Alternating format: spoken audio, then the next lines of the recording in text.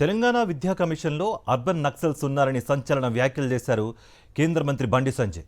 ప్రభుత్వం భూములు అమ్మి జీతాలు ఇచ్చే పరిస్థితి వచ్చిందన్నారు.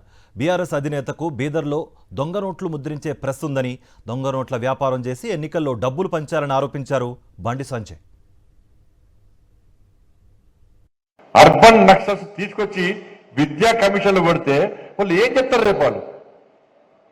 ఇలా నరేంద్ర మోడీ గారు కలంతో తెలంగాణ ఈ దేశాన్ని సమూలంగా మార్చాలి, ఒక బాబాసాహెబ్ అంబేద్కర్ తయారు కావాలి, ఒక జ్యోతిరావు పూలే తయారు కావాలి, ఒక సర్దార్ పటేల్ తయారు కావాలి, ఒక స్వతంత్ర వీర సావర్కర్ తయారు కావాలి, అటువంటి స్వామి వివేకానంద తయారు కావాలని చెప్పి నరేంద్ర మోడీ గారు జాతీయ విద్యా విధానం తీసుకొస్తే తెలంగాణ రాష్ట్రంలో దానికి భిన్నంగా అర్బన్ నక్సల్స్ తీసుకొచ్చి విద్యా కమిషన్లు పెడితే వాళ్ళు ఏమంటారు? తుపాకీ రాజ్యం రావాలంటున్నారు వాళ్ళు.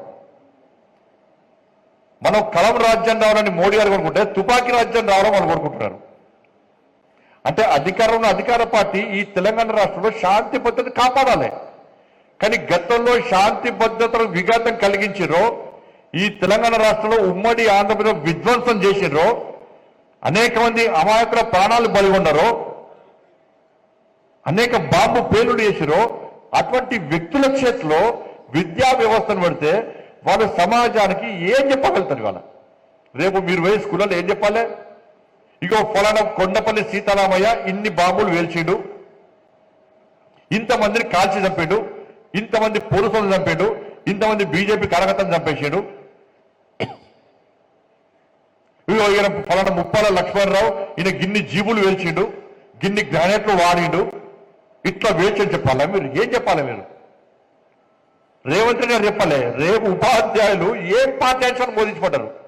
తుపాకీ రాజ్యం ద్వారా రాజ్యాధికారం వస్తుంది, ఓట్లు వేయొద్దు, ప్రజాస్వామ్యం మాకు నమ్మకం లేదు, మాకు తుపాకే గొప్పది అని చెప్పంటారా? చెప్పాలి. రేవంత్ రెడ్డి గారు చెప్పాలి. రేవంత్ రెడ్డి గారు ఏ ఆలోచనతో విద్యా కమిషన్ లో అర్బన్ నక్సల్స్ వేసిండో, ఇలా ఏ ఆలోచన వేసిండో రేవంత్ రెడ్డి చెప్పాలి. ఇవాళ ఉపాధ్యాయులను భవిష్యత్తులో ఏం బోధించబడ్డారు పాఠ్యాంశాలు?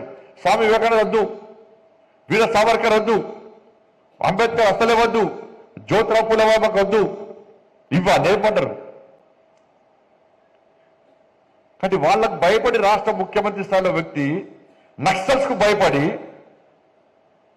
నక్సల్స్ లేనేలేరు ఇక్కడ, వాళ్ళకు భయపడి వాళ్ళకు విద్యా కమిషన్ ఇస్తే చెప్పండి, ఒక్కసారి ఆలోచించండి. వాళ్ళు దీన్ని తమస్సు వ్యతిరేకించాలి.